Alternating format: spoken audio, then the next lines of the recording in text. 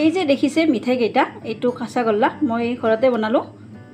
মইনো কেনেকৈ বনালোঁ আপোনালোকক দেখুৱাম। ভিডিঅ'টো আপোনালোকে শেষলৈ চাই থাকিব। একদম সহজতে বনাব পাৰি এইবিধ মিঠাই ঘৰতে। তো বলকচোন ভিডিঅ'টো শেষলৈকে চাই থাকক। নমস্কাৰ, চন্দনা ক্ৰিয়েটিভিটিলৈ আপোনালোক সকলোকে স্বাগতম জনাইছোঁ। আপোনালোক সকলোৱে নিশ্চয় ভালে কুশলে আছে। আজি মই বনাম কাঁচাগোল্লা। তাৰ বাবে মই এয়া গাখীৰ লৈছোঁ 1 লিটাৰ। মই 1 লিটাৰ গাখীৰ লৈছোঁ। আপোনালোকে গাখীৰৰ পৰিমাণটো বেছিকৈ ল'লে বাকীখিনি যিখিনি বস্তু লাগে ইয়াৰ লগত সেইখিনিৰ পৰিমাণো বেছিকৈ ল'ব। এয়া নেমু টেঙাৰ ৰস লৈছোঁ। আপোনালোকে ভিনেগাৰো ল'ব পাৰিব। মই চানা ফটাবলৈ নেমু টেঙাৰ ৰস ব্যৱহাৰ কৰিম। এয়া ইলাইচি লৈছোঁ, ইলাইচিৰ গুড়া মই ঘৰতে তৈয়াৰ কৰি লৈছোঁ। এয়া অকণমান চেনি লৈছোঁ। মিঠাটো যদি বেছিকৈ খায় অলপমান বেছিকৈ ল'ব চেনিৰ পৰিমাণটো। কাঁচাগোল্লাত সাধাৰণতে মিঠাটো অলপ কম হ'লে ভাল লাগে। এয়া ঘিউ লৈছোঁ। এই ঘিউখিনি মই ঘৰতে তৈয়াৰ কৰি লৈছিলোঁ আজিৰ মিঠাইটোৰ বাবে। এইখিনিয়ে জগত। তো এতিয়া বলক মই মিঠাইটোলৈ আগবাঢ়োঁ। এই গাখীৰখিনি উতল আহিলে নেমু টেঙাৰ ৰসখিনি দি মই চানা ফটাই ল'ম। গাখীৰখিনি উতল আহিল, এতিয়া মই নেমু টেঙাৰ ৰসখিনি দি যাম।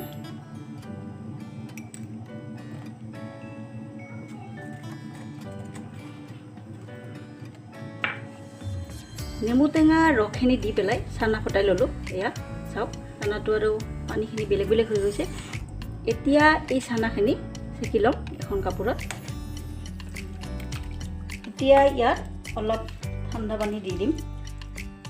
নেমু টেঙাৰ যিটো টেঙা টেঙা ভাৱ সেইটো যাবৰ কাৰণে।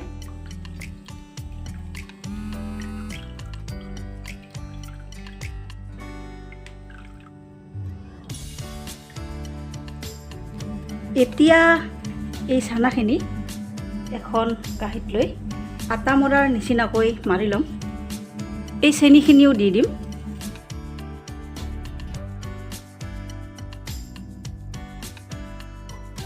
চানাখিনি মই আটা মৰাৰ নিচিনাকৈ মাৰি চফ্ট বনাই ল'লোঁ। এতিয়া এইখিনি কেৰাহীত অলপ সময় ঘিউৰে ভাজিব লাগিব। কেৰাহীটো বেছি গৰম হ'ব দিব নালাগে, অলপ অলপ সাধাৰণ গৰম হওঁতেই এইখিনি দি দিব। চফ্ট কৰি লোৱা চানাখিনি দি দিব।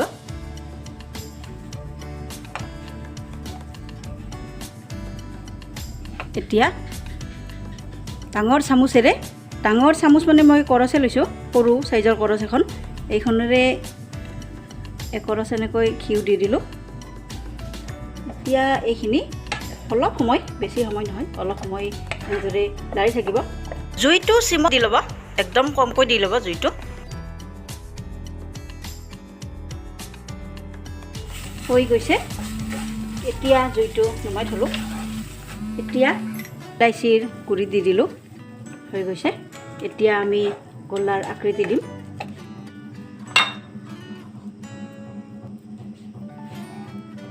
ভাজতে আপোনালোকে বেছি সময় নাভাজিব, অলপমান সময়হে ভাজিব, নহ'লে গোল্লাৰ আকৃতিটো দিবলৈ অলপ টান হ'ব।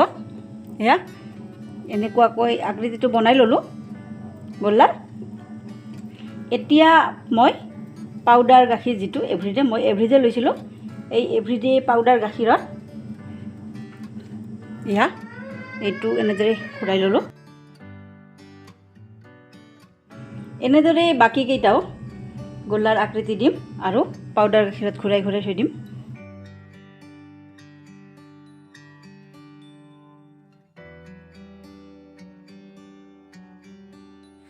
এয়া আমাৰ কাঁচাগোল্লা ৰেডি হৈ গ'ল। একেবাৰে দোকানৰ নিচিনাই হৈছে। এতিয়া ইয়াত আপোনালোকে ডেক'ৰেশ্যন কৰিব পাৰে। মই অলপ কাঠবাদাম লৈছোঁ, ইয়াৰ ওপৰে ওপৰে দি যাম। আপোনালোকে পিস্তা দিব পাৰে, পিস্তা দিলে আৰু বেছি ধুনীয়া হয়, বেছি ভাল লাগে দেখিবলৈ।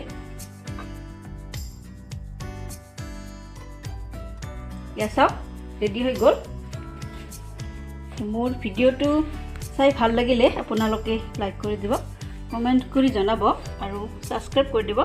লগতে কাষত থকা বেল আইকনটো টিপি দিব।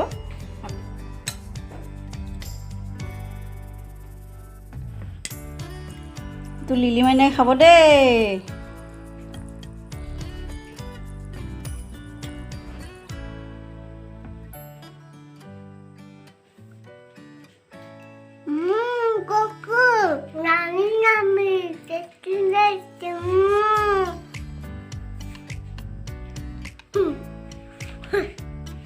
আজিলৈ বাই বাই।